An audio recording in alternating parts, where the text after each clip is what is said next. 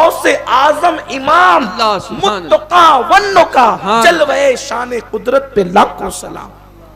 وہ متقیوں کے امام ہیں. دیکھیں غوث اعظم کہنا یا کسی کو اپنا مددگار ماننا اللہ کی عطا سے، یہ قرآن کی اس آیہ کریمہ سے ثابت ہو رہا ہے کہ اللہ کا ولی قیامت میں مدد کرے گا.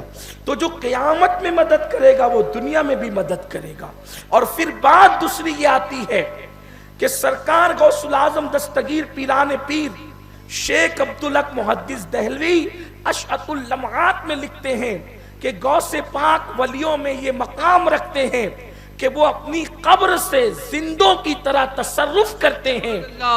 زندوں کی طرح تصرف کرتے ہیں، یعنی اللہ نے ان کو اختیار دے رکھا ہے زندوں کی طرح، اور ان کے لیے دور اور نزدیک کوئی حیثیت نہیں رکھتا. جیسے نزدیک ہے ویسے ہی دور ہے، اس لیے کہ روح کے لیے دور اور نزدیک کی کوئی حیثیت نہیں ہوتی. روح کا معاملہ دور اور نزدیک یکساں است فرماتے ہیں شیخ صاحب رحمت اللہ تعالی علیہ. اب یہ بات جب آپ قرآن سے سمجھ چکے ہیں کہ غوث پاک اور اولیاء کرام قیامت کے دن ان کی محبت، ان کی دوستی، ان کی عقیدت، ان سے پیار کام آئے گا، تو یاد رکھیں جو جتنا بڑا متقی ہوگا قیامت میں اس کا مرتبہ اتنا بلند ہوگا، قیامت میں اس کا مرتبہ اتنا اعلیٰ ہوگا، اور اس کی معیت اور اس کی دوستی ہمیں اتنی زیادہ مفید اور کام آئے گی. آئیے دیکھیں سرکار پیران پیر غوث الاعظم دستگیر تو وہ متقی ہیں کہ ماں پیٹ سے متقی پیدا ہوئے. سبحان اللہ، سبحان اللہ. ماں کے پیٹ سے متقی پیدا ہوئے. بعض اولیاء تو وہ بھی ہیں اور وہ بھی قابل احترام ہے کہ پہلے ان کی زندگی کچھ تھی پھر توبہ کر کے متقی بن گئے. جیسے حضرت فضیل ابن عیاض، پہلے وہ ڈاکو تھے، پھر ڈکیتی سے توبہ کی اور اللہ نے ان کو ولی بنا دیا. پھر ایسے ولی بنے کہ بڑے بڑے اہل تقوی ان پر ناز کرنے لگے. حضرت سیدنا بشر حافی پہلے شراب پیتے تھے، پھر سچی توبہ کی اور اللہ کے ولی بن گئے، متقی بن گئے. اسی طریقے سے حضرت سیدنا مالک ابن دینار پہلے وہ طبلہ بجاتے تھے، پھر سچی توبہ کی اور اللہ کے ولی اور برگزیدہ بندے بن گئے. تو یہ لوگ بعد میں تبدیل ہوئے. لیکن بعض اولیاء کی جماعت وہ ہے کہ جو مادر زاد ولی ہیں، یعنی ماں کے شکم سے ولی ہیں. اور کس شان کے ولی ہیں؟ میرے غوث کا تو مقام ہی الگ ہے، میرے غوث کی تو شان ہی الگ ہے. ارے ابھی پیدا ہونے میں 5 صدیاں باقی تھی، 500 سال باقی تھے، تب مسجد نبوی شریف میں کبھی مصطفیٰ جان رحمت ان کی آمد کی بشارت دے رہے تھے، کبھی حجرہ فاطمہ میں ان کی آمد کی بشارت دے رہے تھے. علامہ فیض احمد اویسی علیہ رحمہ نے اپنی کتاب میں جو ہے سیرت غوث اعظم کے حوالے سے لکھا کہ مصطفیٰ جان رحمت نے غوث پاک کے آنے سے 500 سال پہلے ان کی آمد کی خبر دی تھی. کس شان سے خبر دی تھی؟ آئیے اپنے الفاظ کے جامع میں بتاؤں. مسلمانوں ہم کتنے خوش نصیب ہیں کہ اللہ نے ہمیں اسلام جیسا مذہب عطا کیا، مصطفیٰ جان رحمت جیسا نبی عطا کیا، اور ایسے بڑے بڑے اولیاء عطا کیے. اللہ نے ایسے بڑے بڑے اتقیاء عطا کیے، بڑے بڑے اغواص اور ابدال عطا کیے. میرے آقا علیہ الصلوۃ والتسلیم ایک مرتبہ حجرہ سیدہ فاطمہ میں تشریف لاتے ہیں. حجرہ فاطمہ میں مصطفیٰ جان رحمت آئے تو آنے کے بعد حضور علیہ السلام نے امام حسن مجتبیٰ کو اٹھایا اور اٹھا کر امام حسن مجتبیٰ کو پیار کرنے لگے، ان کو چومنے لگے، ان کی پیشانی کو بوسے دینے لگے. سیدہ فاطمہ اس منظر کو دیکھنے لگی. ماں آخر ماں ہوتی ہے، اس لیے کہ عام طور پر فطرت کے تقاضے یہ ہیں، عام طور پر طریقہ کار یہ ہے کہ بڑوں سے زیادہ چھوٹے بچوں کو پیار کیا جاتا ہے، اس لیے کہ چھوٹے بچوں کی سمجھ بھی چھوٹی ہوتی ہے، چھوٹے بچوں سے لاڑ پیار زیادہ ہوتا ہے، اس لیے کہ ان کے بچپنے کا یہ تقاضا ہوتا ہے. بڑوں کے مقابلے میں چھوٹوں سے پیار زیادہ ہوتا ہے. جب بھی میرے کریم آقا حجرہ سیدہ فاطمہ میں آتے تھے تو اس وقت وہ امام حسین کو زیادہ پیار کرتے تھے، لیکن آج حجرہ فاطمہ میں آئے ہیں تو امام حسین کو آج جو ہے نیچے رکھا ہے اور گود میں امام حسن پاک کو لے رکھا ہے اور امام حسن کو چومتے ہیں، آنکھوں سے لگاتے ہیں. بی بی زہرا پاک کے ذہن میں خیال آتا ہے آج حضور کیا کر رہے ہیں، میرا حسین ٹک टिक्की बांध के प्यारा बेटा देख रहा है और आज हसन को प्यार किया जा रहा है। हुजूर अलैहिस्सलाम ने सैयदा के दिल की ये बात जान ली।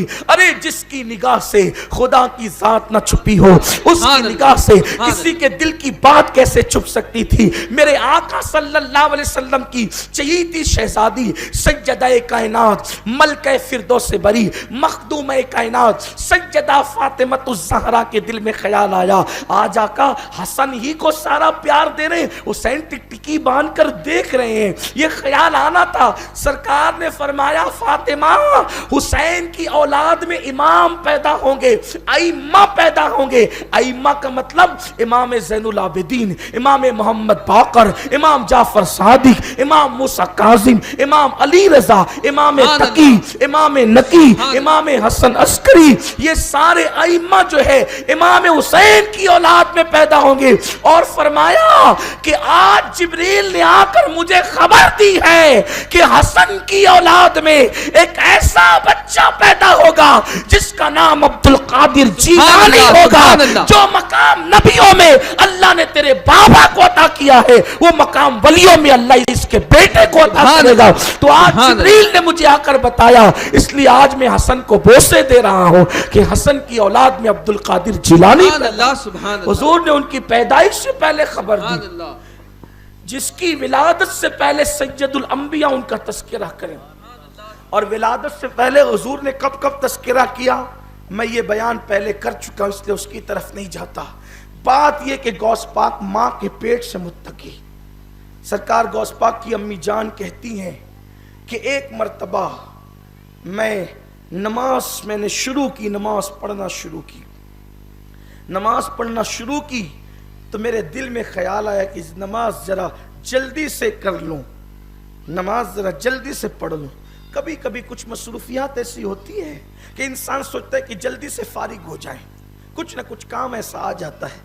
फरमाती है कि मैं नमाज जल्दी जल्दी पढ़ने लगी, मेरे पेट में अब्दुल कादिर जिलानी थे। अंदर से आवाज आई, अम्मी अल्लाह की इबादत है, जरा इत्मीनान से करें। अम्मी अल्लाह की इबादत है, जरा इत्मीनान से करें। उस वक्त तक तो मुझे अम्मी कहने वाला कोई नहीं था। मैं नमाज से फारिग होकर इधर उधर देखने लगी, ये अम्मी कहने वाला कौन आ गया। इसलिए कि बच्चे डायरेक्ट अम्मी नहीं कहते, और अम्मी जिसे डायरेक्ट कहा जाता है उसे शर्म आती है। आपको भी शर्म आती होगी शादी से पहले, अगर मुझे अब्बा कहेगा तो कैसे लगेगा, ये होता है। तो बच्चे पहले 2 साल तक के या 1 साल तक के बोलते नहीं, पहले वो जो है वो माँ बाप की गोद में खेलते रहते हैं। पहले माँ बाप को यकीन हो जाता है कि मैं बाप बन गया हूं, मैं माँ बन गई हूं, फिर कुदरत उसकी औलाद से अम्मी और अब्बा कहलवाता है ताकि तुम्हें शर्म ना आए। लेकिन वहां तो पहले ही अम्मी बोल दिया गया। वो कहती है कि मैं तो सोच रही थी मैं तो माँ हूं नहीं, मुझे अम्मी कहता कौन है। जब मैंने इधर उधर देखा कोई नजर नहीं आया, तो मैंने गौर किया तो मेरे पेट से आवाज आई, तो मैं शर्मा के रह गई। यानी कि गौर करें, जो मां की पेट में मां की इस्लाह करे, मां की पेट में, ये हमारे गौस पाक है। सरकार गौसुल आजम दस्तगीर की शान ये है। गौस पाक की अम्मी फरमाती हैं, गौस पाक की अम्मी फरमाती हैं कि जब मेरे पेट में अब्दुल कादिर जिलानी थे, उस वक्त रात के आखिरी हिस्से में मैं अपने पेट से अल्लाह के जिक्र की आवाज सुना करती थी। ये कोई मामूली शख्सियत नहीं है जिसे गौस पाक कहते हैं, गौसुल आजम दस्तगीर कहते हैं, कोई मामूली हस्ती नहीं है। मां के शिकम से अल्लाह के जिक्र की आवाज आती थी। एक मर्तबा गौस पाक की अम्मी गौस पाक को प्यार कर रही थी, गौस पाक की अम्मी गौस पाक को प्यार कर रही। इत्तेफाक से आज ऐसी बात निकल आई कि शायद ये 4 रोज के प्रोग्राम में पहला प्रोग्राम है, तो गौस पाक के बचपने की बात समझ लो, लाशऊरी तौर पर निकल आई। बचपना था गौस पाक का, दूध पीने का जमाना था, तो प्यार कर रही थी।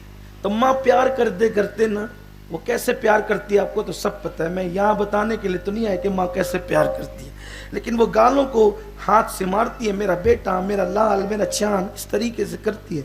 तो इस गौस पाक के गालों को वो थपकियां दे रही थी। तो गौस पाक कहने लगे, अम्मी आज क्या उस दिन का बदला निकालती हैं जिस दिन मैंने आपके पेट में नाखून चुबो दिया था, ओहो, गौर करें, आप गौर करें, हमारे दीन की हक्कानियत के ये दोनों शाहिद हैं, मुइनुद्दीन अजमेरी, मुहिजुद्दीन जिलानी। मैं कहता हूं अल्लाह, हम कितने खुशनसीब है, तूने मसलक दिया तो वो दिया जिसमें गौस व ख्वाजा जैसे लोग मौजूद। ये हमारी हक्कानियत की सबसे बड़ी दलील है, ऐसे लोग अपने मसलक में मौजूद हैं। हमारे दीन की हक्कानियत की दलील है ये लोग।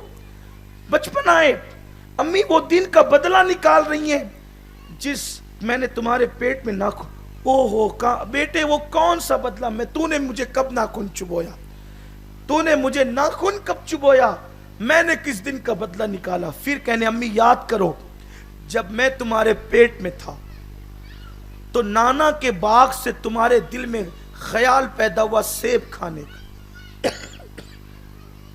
सेब खाने का ख्याल पैदा हुआ आपके दिल में, तो आपने ये शौक किया कि किसी का तोड़ा हुआ सेब मैं नहीं खाऊंगी, अपने हाथ से तोड़ के खाऊं। सेब मैंने अपने हाथ से तोड़ के खाना।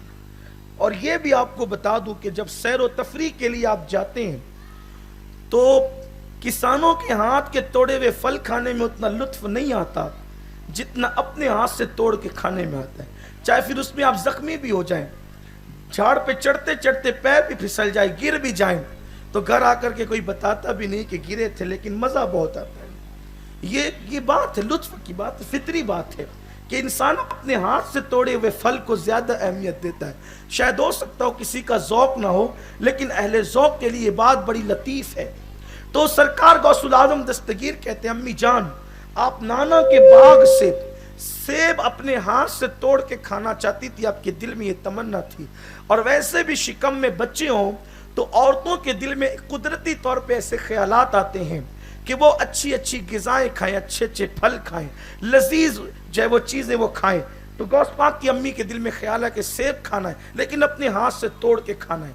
तो कनीज़ों को हुक्म दिया, चौकियां रखो, मैं खड़े होकर अपने हाथ से सेब तोड़ूंगी। हालांकि सेब का जो दरख्त होता है, अगर आपने देखा होगा तो उसका कद बहुत ज्यादा ऊंचा नहीं होता।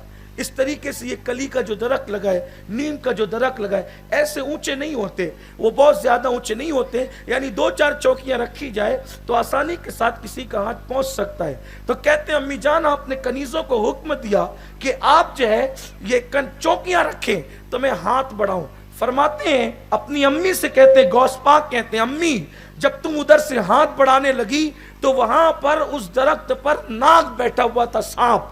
इधर तुम्हारा हाथ बढ़ा, उधर नाग का डंक बढ़ा कि तुम इधर हाथ बढ़ाए तो वो तुम्हें डंक मार दे। तो मैंने सोचा नाग मेरी अम्मी को डसे कैसे, तो मैंने पेट में आपको नाखून चुबो दिया आपको बचाने के लिए। आप गौर करें, गौस पाक खुद फरमा रहे हैं, गौस पाक की जिंदगी पर जो मोतबर और मुस्तनद किताबें लिखी गई है उन किताबों में ये तस्करा मौजूद है। फरमाते हैं कि मेरे दिल में ख्याल आया कि मेरी अम्मी को सांप डसे कैसे, तो मैंने आपके पेट में नाखून चुबो दिया। नाखून चुबा तो आपके पेट में तकलीफ हुई और आपने हाथ नीचे कर लिया, शोर मच गया, बीबी को तकलीफ हो गई, तो वो शोर के अंदर वो सांप भाग गया और इस तरीके से आप सांप के डंक से बच गई। तो वो जो नाखून मैंने पेट में चुबोया था, मैं समझ रहा था कि शायद उस दिन का बदला गालों को थपकियां देकर आज लिया जा रहा है। हालांकि वल्लाह वो बदला नहीं था, गौस पाक ये बयान करने के लिए तस्करा छेड़ रहे थे, वरना उन्हें पता था मेरे प्यारे आका अलैहिस्सलाम के प्यारे दीवानों, सरकार गौस पाक के बचपन शरीफ की बात आई है तो एक बात मुझे और याद आ गई कि गौस पाक की अम्मी जान बड़ी खूबसूरत थी। अल्लाह ताला ने बड़ा हुस्न दिया था गौस पाक की अम्मी जान को। कभी मैं सोचता हूं कि वली पैदा करने के लिए बाप साले हो और माँ खैर हो तो वली पैदा होता है, लेकिन वलीयुल औलिया पैदा करने के लिए साले बाप से काम नहीं चलता। बाप साले नहीं बल्कि अबू साले हो और माँ खैर नहीं बल्कि उम्मुल खैर हो। जब अबू साले और उम्मुल खैर का मिलाप होता है तब वलीयुल औलिया अब्दुल कादिर जिलानी जैसे लोग दुनिया में आते हैं।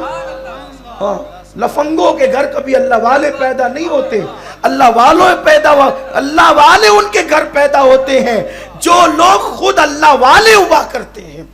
مادر ذات ولی، ماں کے پیٹ سے ولی انہی کے گھر میں آتے ہیں جو لوگ کم سے کم خود ولی ہوتے ہیں۔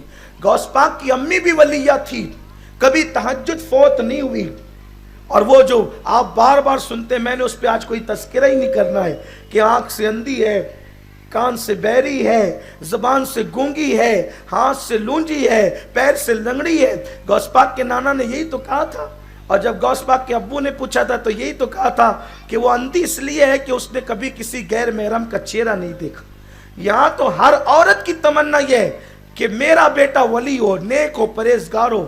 تو امی جب غیر محرم کا چہرہ نہیں دیکھے تو ماں کے پیٹ سے بیٹا ولی پیدا ہوتا ہے۔ لیکن آج تو مائیں غیر محرم کیا، وہ ہیروں کو ننگا ناچتے ہوئے سیریل میں دیکھتی ہے، عورتوں کے موبائل کے اسکرین پر ہیرو ہیروئن کی تصویریں لگی ہوئی ہیں۔ لوگ سمجھتے ہیں کہ اصلاح معاشرہ کے جلسے سے لوگ ولی ہو جائیں گے۔ اصلاح معاشرہ کا جلسہ کوئی راہ دے سکتا ہے، ولی نہیں بنا سکتا۔ ولی ماں باپ کا کردار بناتا ہے، ولی گھر کا ماحول بناتا ہے۔ ماں سیریل دیکھتی رہے اور بیٹا اس کا شرابی نہ ہو، ماں پکچر دیکھتی رہے، زنا کے مناظر دیکھ کر بچے کو دودھ پلاتی رہے اور اس کا بیٹا چور ڈاکو نہ ہو، کیسی بات کرتے ہیں لوگ۔ اگر آپ اپنی اولاد کو نیک، متقی اور پرہیزگار دیکھنا چاہتے ہیں تو ضرورت اس امر کی ہے، اس بات کی ہے کہ آپ کو بھی کم سے کم نیک بننا پڑے گا۔ جب نیک بنو گے تو نیک اولاد کو جنم دے سکو گے، جن کی زندگیوں کے اندر حرام کوٹ کوٹ کے بھرا ہو، جن کی زندگیوں کے اندر باپ نکلا تو چکر مکر جیسے بلی چڑے میں نیت لگاتی ہے ویسے عورتوں پہ نیت لگی ہوئی ہے۔ کہاں سے گھر میں نیک بچے پیدا ہوں گے؟ جب آپ گھر سے نکلتے تو آپ کی آنکھیں آوارگی کرتی ہے، نیک بچے کہاں سے پیدا ہوں گے؟ کانوں میں ایئر فون لگا کر گانے سنتے ہو، نیک بچے کہاں سے پیدا ہوں گے؟ ارے ولیوں کا امام اس باپ کے گھر میں پیدا ہوتا ہے جس نے ایک سیب کھایا تو برسوں تک کے اس کے کفارے میں مفت کے اندر باپ کو پانی دینے کی ڈیوٹی انجام دیتے رہے۔ لیکن میں حضرت سیدنا عبداللہ سومئی سالار کی دانشمندی پہ قربان کہ انہوں نے رکھا تو تھا پانی دینے کے لیے، مگر پانی دینا اصل مقصد نہ تھا، بلکہ یہ چیک کرنا تھا کہ یہ سیب کی معافی کے لیے ریاکاری کرنے آیا ہے یا واقعی پیور بھی ہے۔ اس لیے کہ چند جملے ریاکاری کے طور پہ کہیں کر دینا آسان ہے، لیکن انسان کا واقعی نیک بن جانا مشکل ہے۔ تو چند جملوں سے پہچان نہیں سکتے تھے تو اپنے ساتھ برسوں رکھا تاکہ رات بھی دیکھیں، دن بھی دیکھیں، صبح بھی دیکھیں، شام بھی دیکھیں، دوپہر بھی دیکھیں، تاریکی رات کی بھی دیکھیں، سب دیکھا۔ جب برسوں رکھ کر کے پہچان گئے کہ یہ واقعی ابو صالح ہے، صرف نام کا ابو صالح نہیں بلکہ کردار کا بھی ابو صالح ہے، تو ابو صالح کو پھر ام الخیر عطا فرما دیا۔ اور جب ام الخیر عطا کیا تو پھر میں حیران رہتا ہوں کہ غوث پاک جیسا پیدا ہونے کے لیے ایسے ماں باپ چاہیے، تو حسن و حسین پیدا ہونے کے لیے ان ماں باپ کا کردار۔ ارے جس غوث پاک نے خود کہا، میں غوث پاک کی زندگی پڑھوں، آپ پڑھیں، غوث پاک مردوں کو زندہ کریں، غوث پاک کا قدم ولیوں کی گردن پر۔ غوث پاک کہتے ہیں تمہارے شہروں میں جو قطب ہے نا، ولیوں کے سردار، بڑے بڑے قطب، وہ سب میرے غلام ہیں۔ کہتے ہیں قطب میرے غلام ہیں۔ لوگ قطبیت پہ ناز کرتے ہیں، ہمارے پیر صاحب قطب ہے، بے شک قطب ہے، لیکن وہ غلام ہے غوث پاک کے۔ قطب غوث پاک کے غلام ہے۔ امام اہل سنت کہتے ہیں کہ کعبہ ان کے در کا طواف کے لیے آتا ہے، سارے اقطاب جہاں کرتے ہیں کعبے کا طواف، کعبہ کرتا ہے طواف در والا تیرا، کعبہ ان کے گھر آ کے طواف کرتا ہے، کعبہ ان کے گھر آ کے طواف کرتا ہے۔ سوچو، لیکن میں نے ایک دن غوث پاک سے پوچھا کہ آپ مردہ زندہ کرتے ہیں، کعبہ آپ کے گھر آ کے طواف کرتا ہے، آپ جو ہے لوح محفوظ پہ لکھا ہوا مٹا کے جو چاہے لکھ دیتے ہیں، آپ تقدیریں بدل دیتے ہیں، یہ مرتبے آپ کو کس وجہ سے، یہ مقام آپ کو ملے کیسے؟ تو جواب آیا، انا الحسنی والمخدا مقامی، میں حسن کی اولاد ہوں، اس لیے اللہ نے مجھے یہ مرتبے عطا کیا۔ سبحان اللہ، نعرہ تکبیر، نعرہ رسالت، نعرہ حیدری، نعرہ غوث، علماء اہل سنت، سبحان اللہ سبحان اللہ الحسنی والمقدا مقامی، کہ میں حسنی ہوں، حسن کا بیٹا ہوں، اس لیے اللہ نے مجھے یہ مقام، میں کہتا ہوں حسن کا بیٹا ہونے کی وجہ سے جب یہ مرتبے ملتے ہیں تو امام حسن کے مرتبے کا عالم کیا ہوگا، اور جب حسن پاک کے مرتبے کا اندازہ نہیں تو ان کے بابا علی مرتضیٰ اور ان کی امی سیدہ فاطمہ کے مقام اور مرتبے کا عالم کیا ہوگا۔ تو بات نکل آئی سرکار کے بچپنے کی، غوث العظم دستگیر ایک بار امی سے کہہ دے، امی میرا وہ احسان تمہیں یاد ہے؟ کہا بیٹا تیرا کون سا احسان؟ کہا امی ایک دن ایسا ہوا تھا نا کہ ایک فقیر آپ کے پاس، فقیر نہیں بلکہ بھکاری، ایک بھکاری آپ کے پاس بھیک لینے آیا تھا۔ کہا ہاں آیا تو تھا، اور کہا کہ آپ نے جیسی بھیک دینے کے لیے ہاتھ باہر نکالا اس کی نیت خراب ہو گئی، آپ کے حسن پر، ہاتھوں کا حسن دیکھ کر اس کی نیت خراب ہو گئی، اس نے آپ کی آبرو پہ حملہ کرنا چاہا۔ کہا کہ ایک شیر آپ نے دیکھا تھا، شیر آ کر کے اس کو چیڑ پھاڑ کر گیا تھا۔ کہاں؟ وہ کون تھا؟ وہ میں تو تھا۔ کون تھا؟ میں۔ یہ غوث پاک رضی اللہ تعالیٰ فرماتے ہیں، یہ سرکار غوث العظم دستگیر فرماتے ہیں۔ اور آپ کو ایک بات کہوں، اس واقعے پر لوگوں کو کچھ کلام ہے، لیکن اس کی سند پر یا اس واقعے پہ کلام کی بجائے میں یہ چاہتا ہوں کہ مولوی اشرف علی صاحب نے بھی ایک واقعہ لکھا ہے، میں ان کے حوالے سے بیان کر دوں۔ حالانکہ اس پہ لوگوں نے کلام کیا، میں اس کلام پہ کوئی کلام نہیں کرتا، لیکن ہمارے غوث پاک وہ ہے کہ مولوی اشرف علی صاحب بھی ان کی تعریف کرتے ہیں، اور کریں گے نا، جو آدمی جو جیسا ہوتا ہے۔ مولوی اشرف علی صاحب نے یہ بات لکھی کہ ایک شخص تھا، وہ غوث پاک کے کپڑے دھلتا تھا، ایک شخص تھا وہ غوث پاک کے کپڑے دھوتا تھا، اس کا انتقال ہو گیا۔ جب اس کا انتقال ہوا تو اس کی قبر میں اسے رکھ دیا گیا۔ مولوی صاحب لکھتے ہیں کہ جب اس کی قبر میں اس کو رکھ دیا گیا تو منکر نکیر آئے، یعنی سوال و جواب کے فرشتے آئے۔ تو مولوی صاحب لکھتے ہیں کہ انہوں نے پوچھا تیرا رب کون ہے؟ تو اس نے کہا کہ میں تو کچھ نہیں جانتا، میں غوث پاک کا دھوبی ہوں۔ یہ مولوی صاحب نے لکھا ہے، اور انشاءاللہ تعالی جو ہے ہم اس کتاب کی پرنٹ آپ کو واٹس ایپ کے ذریعے سے دے سکتے ہیں۔ مولوی صاحب لکھتے ہیں کہ اس نے کہا میں غوث پاک کا دھوبی ہوں۔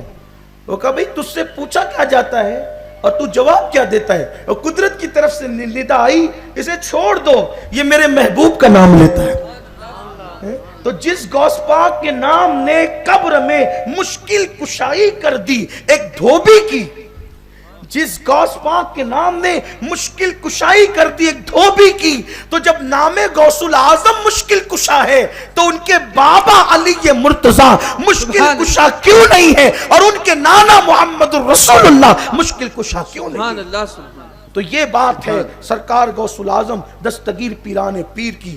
بس اب اپنی گفتگو سمیٹتے ہوئے دیکھو، غوث پاک ولیوں یوں تو ہر ولی برابر نہیں ہے، ہر ولی کا مرتبہ بھی برابر نہیں ہے، اور غوث پاک کہتے ہیں لوگوں مجھ سے پیار کرو، میرے مرید ہو جاؤ۔ غوث پاک کہتے ہیں میرے مرید ہو جاؤ، جو میرا مرید ہوگا اس کو ٹھوکر لگتی ہے تو میں ہاتھ پکڑ کر اس کو گرنے سے بچا لیتا ہوں۔ یہ بہت خاص بات ہے۔ غوث پاک کہتے ہیں میرے مرید کی تقدیر میں جو مصیبتیں لکھی ہوتی ہے، فرماتے غوث پاک میرے مرید کی تقدیر میں جو مصیبتیں لکھی ہوتی ہے وہ میں اس کو خواب میں دکھا کر حقیقت میں بچا لیا کرتا ہوں، اور میرے مرید پر مصیبت نہیں آتی مگر ایک رات کے لیے۔ ہمارے مرشد سرکار اچھے میاں ماریروی فرماتے ہیں غلام غوث اعظم بے کسو مزتر نمی مانن، غلام غوث اعظم بے کسو مزتر نمی مانن، اگر مانن شبے مانن شبے دیگر نمی مانن۔ فرماتے ہیں غوث پاک کا غلام کبھی مصیبت میں مبتلا نہیں ہو سکتا، اگر اس پر مصیبت آئے گی تو صرف ایک رات کے لیے آئے گی، اس کے بعد کبھی نہیں آئے گی۔ نسبتیں مضبوط کرو، لیکن یاد رکھنا غوث پاک کی مریدی صرف کپڑا پکڑ کر یہ نہیں کہ میں نے اپنا ہاتھ غوث پاک کے ہاتھ میں دیا اور چھٹی ہو گئی، نہیں۔ غوث پاک کی مریدی کا مطلب یہ ہے کہ نماز کی پابندیاں ہو، چہروں پہ داڑیاں ہو، حرام کھانے سے پرہیز ہو. یہ کیا ہے؟ غوث پاک کے مرید بھی کہلا رہے ہو اور حرام بھی کھا رہے ہو, سود بھی کھا رہے ہو, اور لاٹریاں بھی کھیل رہے ہو, جوا بھی کھیل رہے ہو, شراب بھی بیچ رہے ہو, اور گانجا بھی بیچ رہے ہو, چرس کے دھندے بھی کر رہے ہو. یہ ساری چیزیں قادریت کی علامت نہیں ہے. قادریت تو یہ ہے کہ پیٹ پہ پتھر باندھ لو بھوک سے, مگر حرام کی طرف نہ جاؤ.